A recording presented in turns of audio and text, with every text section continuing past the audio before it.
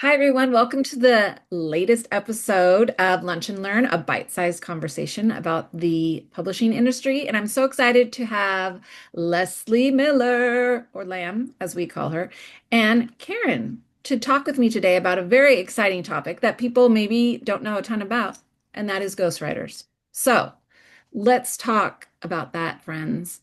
The first question is, what is a ghostwriter? Because maybe people don't know. They just think I'm a writer, not a ghost.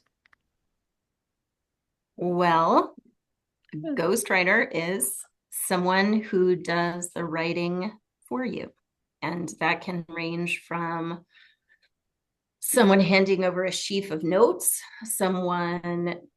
the ghostwriter asking them questions. That's actually a much more common method, I would say, is asking a lot of questions and basically interviewing and getting that material. And then that's why so many former journalists turn ghostwriters. They're very good at knowing the right questions to ask, and if they get something interesting, going down that pathway more and knowing what's going to make great content. Um, and then there's sort of this gray, anyway, they write the book for you. So you don't have to do that. You have the content, you're the content owner, you have the story, you have the brand, you have something to say. People ghostwrite fiction, so you have an idea. And that person has the chops to execute it on your behalf. And then there's also sort of a gray area, someone that's called a book doctor. I personally have been called in to be a book doctor, which is very satisfying work. It's sometimes when the ghostwriting process has gone awry, or sometimes when someone has tried to write their own content, especially people who are subject matter experts. Sometimes they're trying to craft it on their own and they're like, I'm an amazing neurologist. I am not an amazing writer. And so then oftentimes you have a manuscript and your job is to surgically repair it. And actually, so you might be doing even half of the writing in the form of rewriting. So that's called book doctoring. But I would say that all of that to me falls under the umbrella of ghostwriting. Wow. I've never heard that phrase before. So maybe someone's hired a book ghostwriter, but it's not going well. And everyone is identifying that. They're like calling the doctor, the book doctor. On the doctor, I've been called in a couple of times. Wow. Now, how It's is that different? Karen, maybe you can take this one from a book coach, because maybe people have heard about it like a book coach. How is a Yeah, ghostwriter different than a book coach? yeah. Well, it's exactly like it sounds. A book coach is somebody who's coaching the writer. So the writer and author are, it's going to be their words on the page. They're crafting it all. And the book coach is helping to guide them. They're saying, let's first create an outline. Let's get all of your ideas structured and let's think about the market. Let's think about who your audience is and what you're trying to say. So they're really, truly coaching the author on what the book is going to encompass, how it's going to be organized, and the depth of content. So, a lot of times, a book coach will get an author as far as a substantive outline. So, an outline that includes every chapter and bullet points for the content of that chapter. And then it's really on the author to continue the writing after the book coaching is done. Some Okay. book coaches will work with an author all the way through past getting to a full draft manuscript. So they'll be coaching them as they're doing all of the writing. So book coaches can work in different capacities, but that's a little bit of an overview in terms of the difference between a ghostwriter and a book coach. So who needs a ghostwriter? Is it like everyday authors? Is it celebrities or nonfiction authors? Lamb, can you weigh in on that? I mean, I think that when we think of ghostwriters, we do think of celebrities. And we were just talking about this before. I think the chances of you reading a celebrity memoir that was written by the celeb are about 0.001%. And there's nothing wrong with that. They're celebrities. They're good at something else, maybe not telling their story. But what I do think is surprising, I think it shocks so many people how often ghostwriters are writing books you are reading every day. No, it's not just for celebrities. And there's a range of price points. It's accessible to everyone. There are specialized ghostwriters. There are people who do religious topics, people who do young adult, people who do celebrity memoir. And so it's really if writing is not your forte and you want help doing that. And there's no shame in it. And oftentimes, actually, even though the ghostwriter's name probably isn't on the book, that's uncommon. People are more and more open about the fact that it was a collaboration. I'm good at this, you're good at that. They wrote it and, helped me tell my story. So, but I do, when I was doing more ghostwriting, people I would talk to about it, they were shocked by how many books aren't written by the author, but they are. It's their ideas, it's their content, it's what they want to put out into the world. And so I don't think it should be secret or bad. It's just there's some level of help. Some people DIY the whole thing. Some people want to hire someone to do that for them. And then there's all the way in between. So, well, I kind of laughed. Oh, go ahead, Karen. What I was going to say. Go ahead, Georgie. I was gonna say, I laughed when you said that, Lamb. Like, I want to be an author, but I don't actually want to write a book. And when you're talking, I kind of laughed at that. But the more you spoke just then, I was like, it actually, even though I got over my initial sillies, that I thought, you know what? Like maybe someone is an expert on this subject matter, but they don't have time. They're a professor or they have a long list. I mean, even if it's like an interior designer and you're writing a book about design, you're busy. And so it's just like having it. So even though I had my little chuckle, I do want to say that actually, in thinking about it, it's just like being the head of a household. And if you had kids and you had someone come in and clean your house, like there's no shame in that. There's no shame in that. You just don't have time for it. It's not the best use of your time. But what were you going to say, Karen? Yeah. Well, I was going to piggyback on something that Lamb said, but also it's actually even more relevant now after what you just said, Georgie. And that is that there are thought leaders and experts who speak eloquently and they can deliver a presentation in person and it is riveting. And people walk out of the room saying, oh my gosh, that person is so engaging, loved everything they said, can't wait to read their book.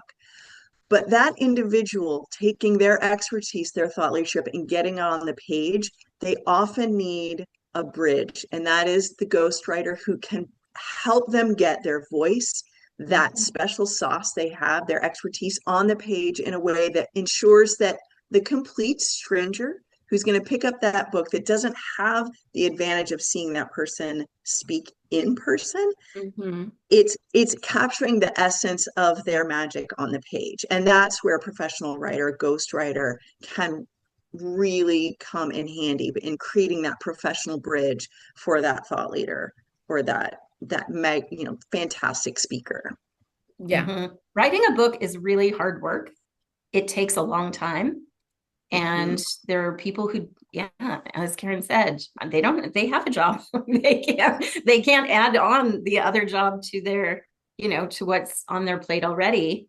And sometimes I would say what a ghostwriter can also bring, which is exciting, is especially that subject matter expert, coming as the novice, as the reader, and asking the questions that the reader would have. So when we know so much about something, oftentimes we just skip over things that are obvious to us, these obvious connections, and this is what this person does, and acronyms that we don't explain because it's our lingo.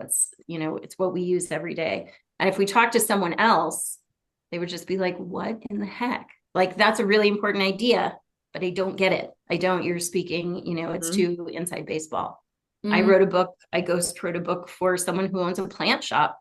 She knows everything about plants and is incredible at it. But when I was going in, especially now, I have 1 billion houseplants because I wrote a book about houseplants. And then every time I would leave after interviewing her, I would go home with a new plant. But about care, about different types, about light, water, growing habits. How do you know?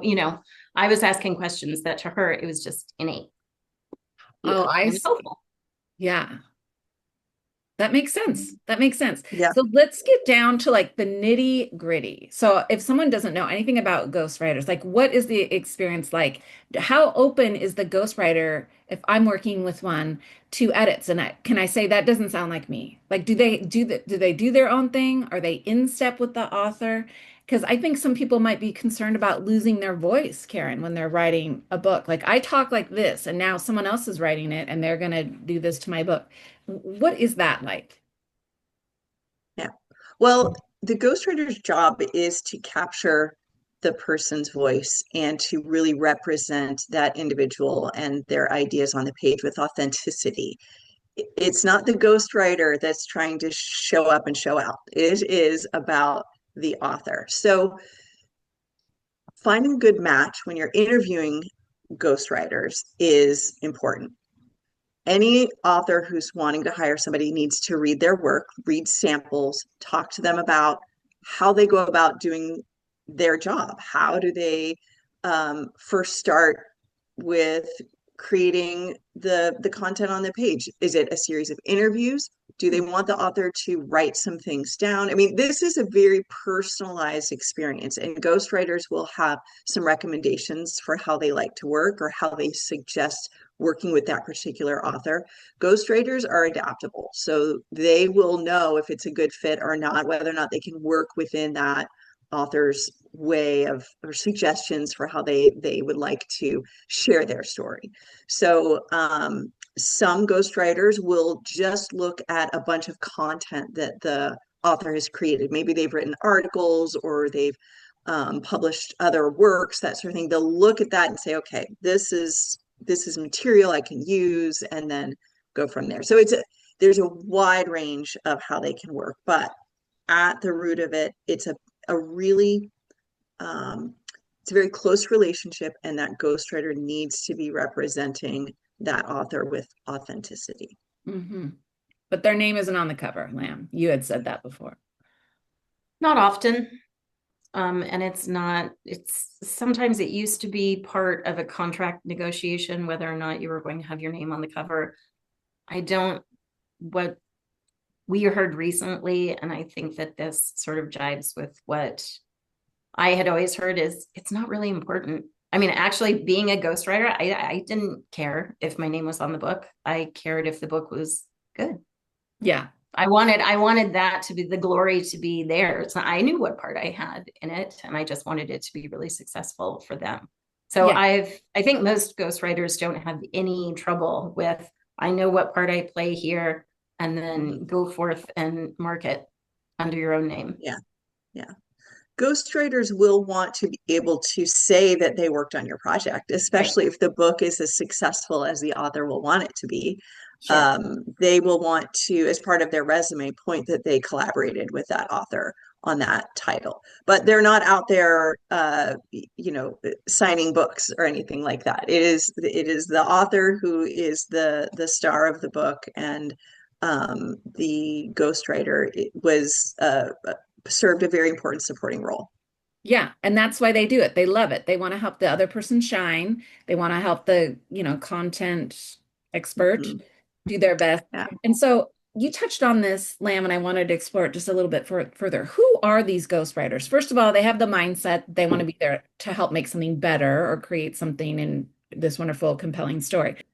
I mean, I think that you need to be a good writer. You need to be an adaptable writer. You don't necessarily, I am not a former journalist, so you don't have to be. But I think that journalists, especially because of following facts and getting the story, I think that they do have a special skill set that makes it a really natural segue to go, if they're long form and short form are really different writing muscles. And so that's another reason why some people use ghostwriters, is writing an article is so different than writing 60,000 words, and keeping the pacing and the tone, and spreading out the content across the book. So they need to be able to write long form.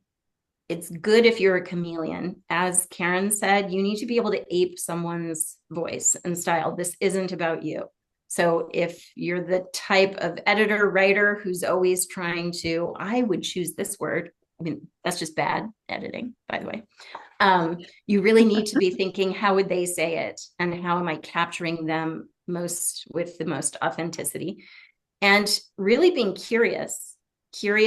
And it's a pretty intimate process. And that sounds weird, but it's really intimate. You're often in their home with their family, like their dog is climbing on you and you're finding out more information. And oftentimes they get to the part, sometimes in memoir, something else that they don't really want to talk about. And those are the hard things, are oftentimes the things they want to gloss over. That's where you have to stop.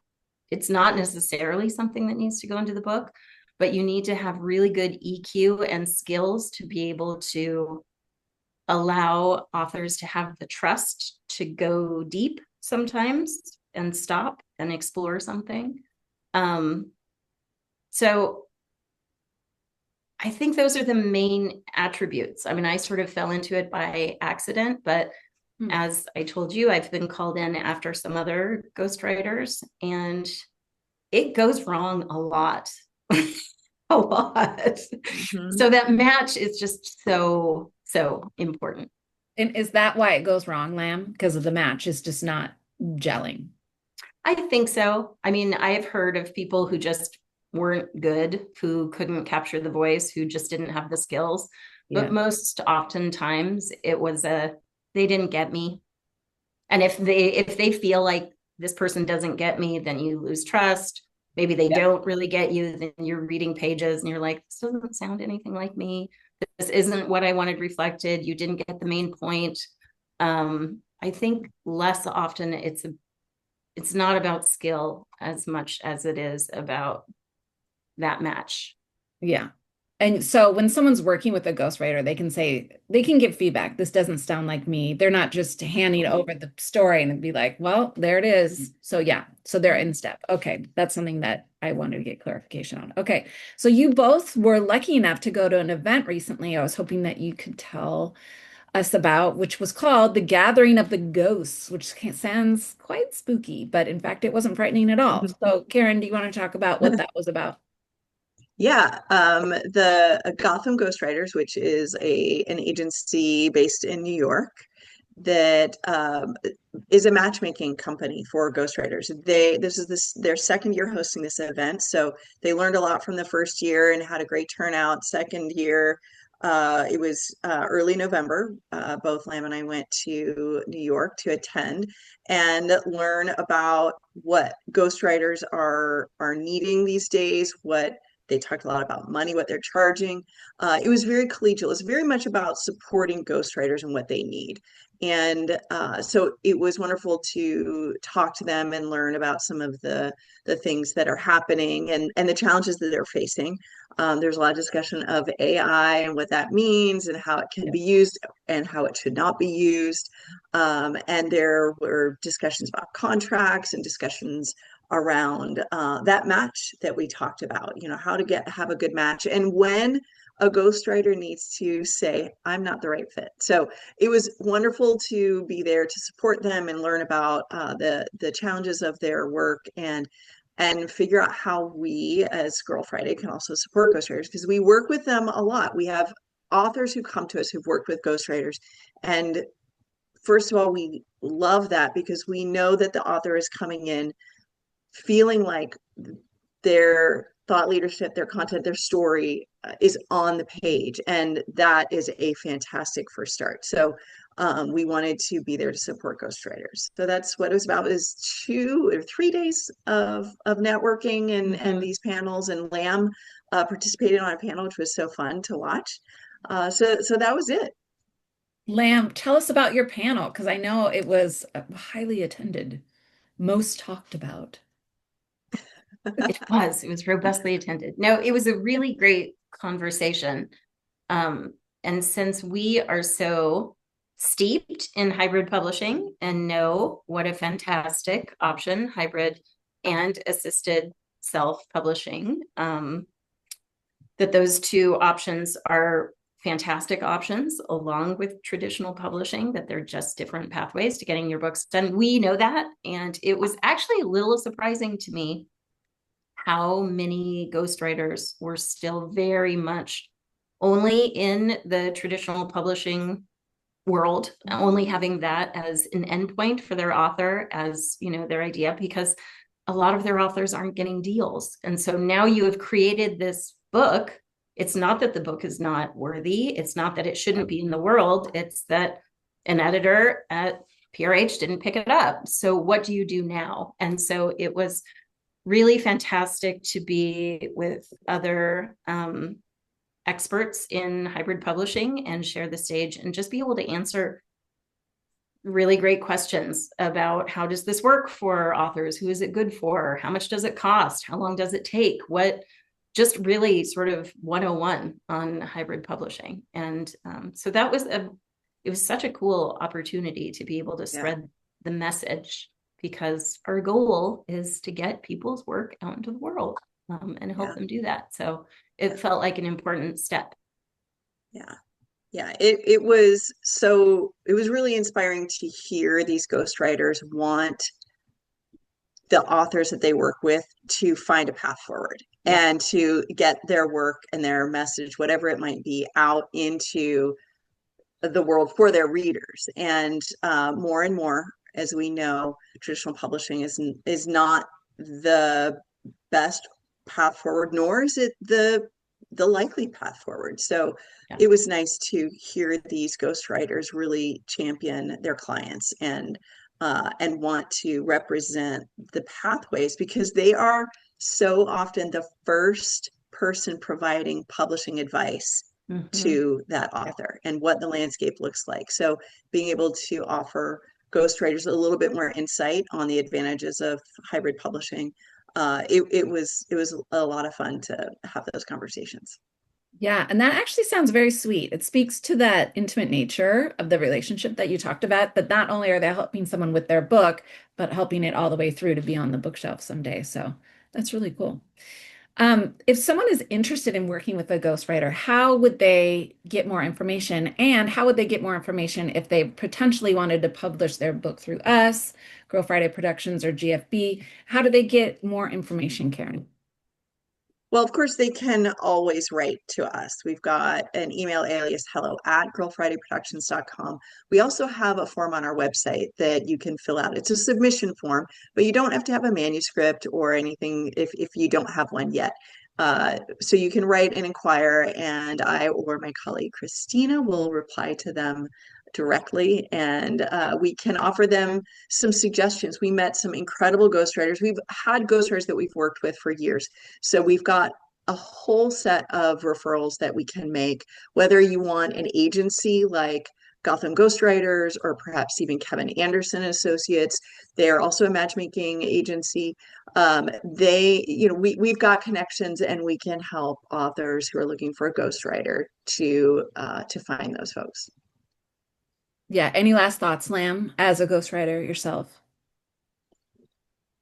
It was, as Karen said, it was, and you said, it was such a lovely place to be with all of these colleagues who were just sort of one step removed.